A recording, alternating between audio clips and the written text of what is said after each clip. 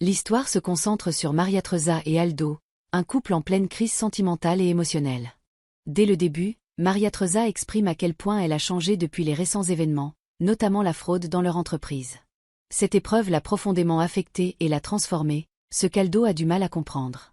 Elle reproche à Aldo sa jalousie grandissante et son incapacité à lui faire confiance.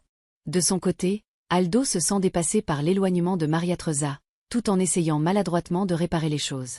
Leur relation vacille, et Maria Trezza finit par lui dire qu'elle souhaite mettre fin à leur histoire. Elle évoque le besoin de préserver les bons souvenirs qu'ils ont partagés, bien que cette décision soit douloureuse. Aldo, bouleversé, propose de se retirer temporairement pour lui laisser de l'espace, tout en espérant une réconciliation. De l'autre côté, Bernarda, toujours inquiète, continue à demander à Ginevra s'il n'a pas encore eu de nouvelles d'Esteban. Elle répond que non, et la conseille de les appeler car ça ferait très plaisir à Esteban, mais Bernarda répond qu'elle veut pas les déranger. Au même moment, Valentina arrive à son tour pour demander si Santos a appelé, mais Ginevra leur répond que personne n'a toujours pas encore appelé, et si c'était le cas, elle les aurait informés. Valentina profite pour demander à sa mère pourquoi elle est aussi inquiète à propos d'Esteban, mais cette dernière ne répond pas. De l'autre côté, Aldo appelle Victor au téléphone pour lui demander le reste derrière son argent. Victor lui dit que c'est très risqué de l'appeler comme ça, car la police continue à les surveiller et qu'il faut faire très attention. Aldo lui répond qu'il s'en fout, et tout ce qu'il veut c'est le reste de son argent, et tout de suite, sinon il va dire à la police toute la vérité à propos du vol, même s'il est aussi impliqué que lui. Ce qui inquiète Victor et lui promet qu'il aura le reste de son argent très bientôt. De l'autre côté, Maria Teresa continue à douter d'Aldo jusqu'à enlever sa bague de fiançailles. De l'autre côté, Valentina continue à poser des questions à sa mère à propos d'Esteban. Mais Bernarda lui promet qu'elle ne lui cache rien et qu'il n'y a rien entre elle et Esteban. De l'autre côté, Santos appelle enfin à Ginevra pour donner de ses nouvelles. Il dit à Ginevra que le patron va très bien, et qu'il est maintenant chez lui. Ginevra, contente de la nouvelle, dit qu'elle va raconter ça à Bernarda car elle était très inquiète, et demande à Santos quand revient-il, mais Santos lui dit qu'il sait pas encore car il reste encore de choses à gérer. De l'autre côté, Valentina essayait de comploter avec sa sœur Regina pour distraire leur mère afin que Regina puisse avoir un rendez-vous avec Clemente. De l'autre côté, Maria Teresa reçoit un appel de Marco. Ce dernier lui demande comment va l'hacienda et quand est-ce qu'elle compte revenir. Mais Maria Teresa répond qu'elle ne sait pas encore car elle a des choses à gérer. Parallèlement, d'autres intrigues se déroulent, notamment autour de Santos, un membre de la famille qui s'efforce de gérer les affaires de leur propriété, la Sanda, dans un contexte économique et familial tendu. Santos est confronté à des défis liés à des ressources manquantes, à un vol de camions de marchandises et à des difficultés financières.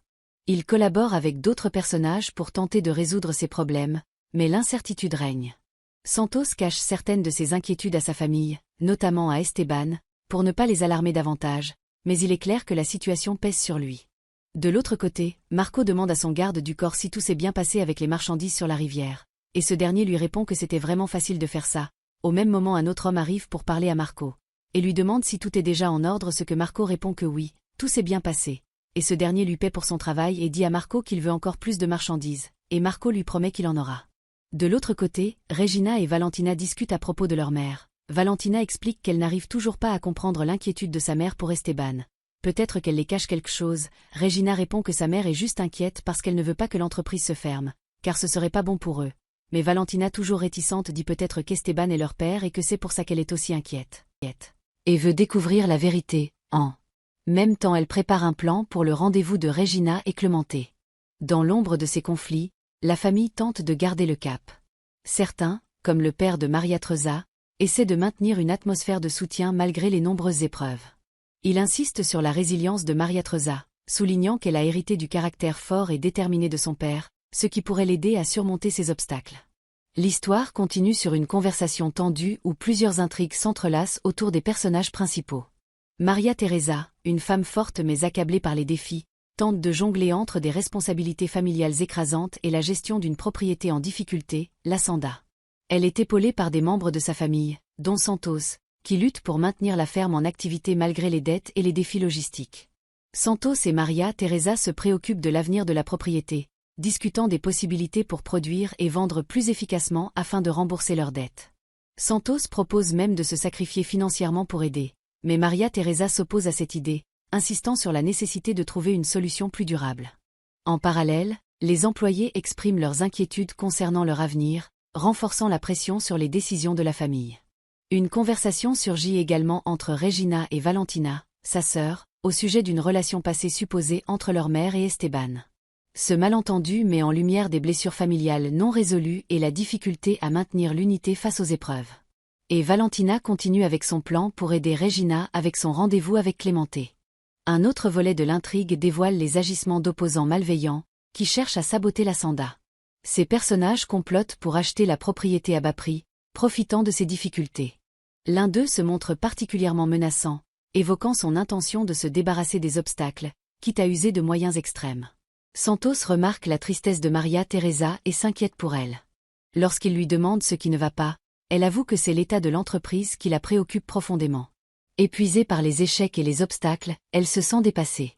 Santos, touché par sa détresse, lui promet de rester à ses côtés quoi qu'il arrive, déterminé à l'aider à surmonter cette épreuve.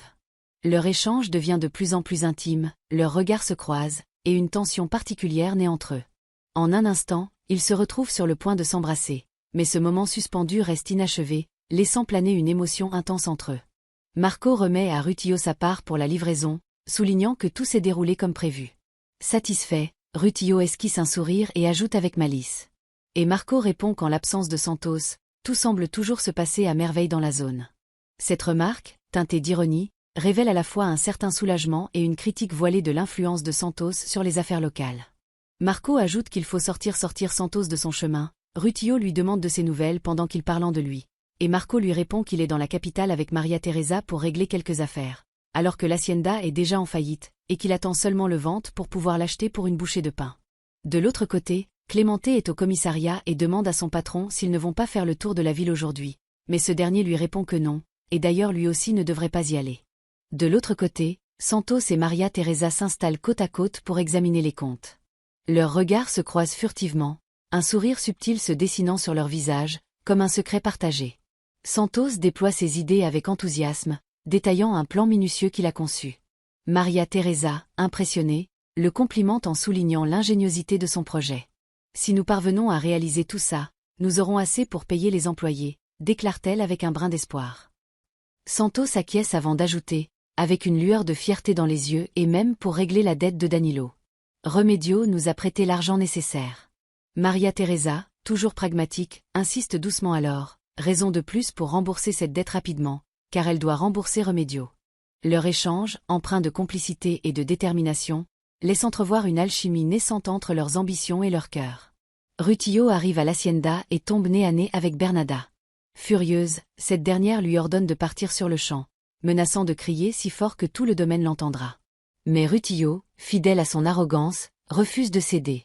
Prétextant enquêter sur le vol du camion, il tente de minimiser sa présence tout en s'approchant dangereusement d'elle. Bernada, le regard chargé de colère et de mépris, lui interdit catégoriquement de la toucher. « Si tu ne pars pas immédiatement, je n'hésiterai pas à te tirer dessus. » lance-t-elle avec une détermination glaciale. Rutillo, imperturbable, évoque la brûlure qu'elle lui avait infligée par le passé. « Tu m'as marqué, mais je te pardonne quand même, » dit-il avec un sourire suffisant. Bernada, impassible, réplique avec un éclat dans les yeux « J'étais jeune et naïve à l'époque. Mais aujourd'hui, plus rien ne m'empêchera de passer à l'acte si tu me provoques encore. » Face à cette déclaration sans appel, Rutillo finit par battre en retraite. Mais alors qu'il s'éloigne, il ne remarque pas que son fils, Clémenté, observe toute la scène dans l'ombre, témoin Sylveux de cet échange. Tendu. De l'autre côté, une dimension plus mystique apparaît lorsque les habitants du village accusent Remedios de sorcellerie. Malgré ces accusations, elle reste stoïque, affirmant qu'elle agit uniquement avec bienveillance et sans juger les autres. Cette rumeur met en lumière les superstitions locales et les tensions sociales qui aggravent la situation déjà instable de la famille. Une sous-intrigue tourne autour des animaux de la Sanda, notamment une vache malade nommée Clotilde, qui inquiète profondément la famille. Valentina tente de calmer les inquiétudes de sa mère et de sa sœur, mais la situation semble plus grave qu'elle ne le laisse paraître. La santé de Clotilde devient une métaphore de l'état général de la ferme, fragile et nécessitant des soins constants pour éviter une catastrophe. Dans le même temps, un autre personnage, Aldo le fiancé de Maria Teresa, révèle avoir découvert des informations importantes concernant la fraude qui a plongé l'entreprise familiale dans la tourmente. Cette révélation laisse entrevoir une lueur d'espoir, bien que les détails précis restent flous pour l'instant.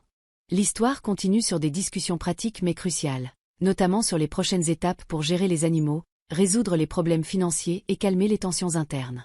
Cependant, l'incertitude plane sur l'avenir de la famille et de la Sanda, laissant le lecteur suspendu à l'issue des décisions à venir.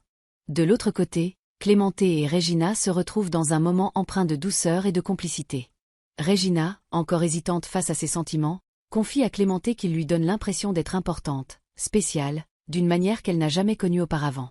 Clémenté, avec une sincérité désarmante, répond à ses craintes et lui montre qu'elle occupe une place particulière dans sa vie. Pourtant, Regina sait que leur histoire ne sera pas sans obstacle. Elle redoute la réaction de sa mère, convaincue que celle-ci ne l'autorisera jamais à le voir.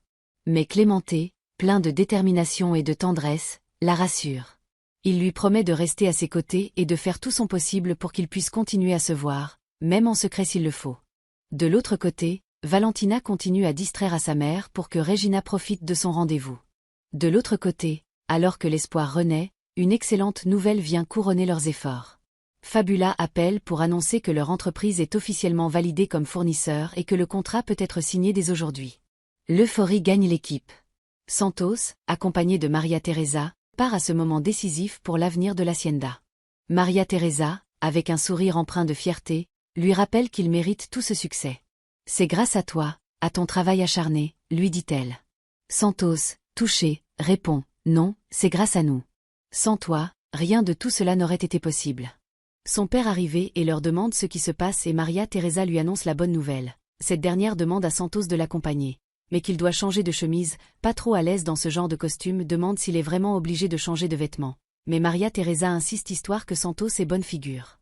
De l'autre côté, Valentina arrive avec sa mère et est obligée de crier très fort depuis sur la route histoire que Regina puisse l'entendre et puisse faire partie Clémenté afin que leur mère ne le voie pas. Et son plan a fonctionné à merveille. De l'autre côté, Adriana se rend auprès de Rutillo pour lui remettre sa part de l'argent obtenu lors de leur dernière affaire. Profitant de l'occasion, elle décide de lui faire des avances dans l'espoir de le convaincre de continuer leur collaboration. Avec un sourire séducteur, Adriana tend l'enveloppe à Rutillo. « Voici ta part, comme promis. Mais tu sais, nous pourrions aller bien plus loin ensemble. » Intrigué, Rutillo reste méfiant. « Qu'est-ce que tu essaies de me dire, Adriana ?» S'approchant lentement, Adriana laisse entendre qu'elle apprécie son efficacité et qu'elle voit en lui un allié précieux. « Avec toi, nos affaires sont toujours un succès. Pourquoi ne pas solidifier ce partenariat ?» Rutillo, flatté mais prudent, accepte l'enveloppe tout en lui rappelant qu'il n'est pas dupe. Adriana, avec un sourire mystérieux, lui assure qu'elle tiendra toujours ses promesses, plantant ainsi les graines d'une alliance au contour encore incertain.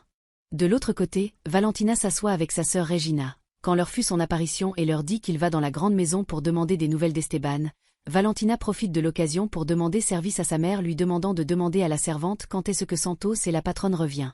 Mais sa mère répond que non, et que la patronne reviendra quand elle aura fini avec ses projets et s'en va. Valentina profite du moment pour demander à Regina comment s'est passé leur rendez-vous, et Regina enthousiaste lui explique dans la moindre détail.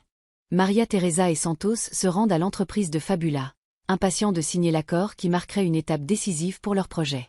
En entrant dans la salle de réunion, Maria Teresa ne peut s'empêcher de sourire. C'est un moment qu'ils attendaient depuis longtemps. Ils avaient traversé tant d'obstacles pour en arriver là, et aujourd'hui, tout semble enfin se concrétiser. « Je ne peux pas croire que nous soyons enfin là », murmure-t-elle à Santos, une lueur de bonheur dans les yeux. « Tu as été incroyable, Maria Teresa », lui répond Santos avec une tendresse qui lui réchauffe le cœur. « Tu n'as jamais perdu espoir, même quand tout semblait si incertain. » Maria Teresa sourit, le regard brillant de fierté. « Je savais qu'on y arriverait. Et maintenant, c'est notre tour. » Cette opportunité avec Fabula, c'est plus qu'un simple contrat. C'est un début, un futur que nous avons construit ensemble. Merci d'avoir regardé cette vidéo, c'était Stéphité pour vous servir. N'oubliez pas de vous abonner à la chaîne, de partager et d'aimer la vidéo, à la prochaine pour une autre épisode.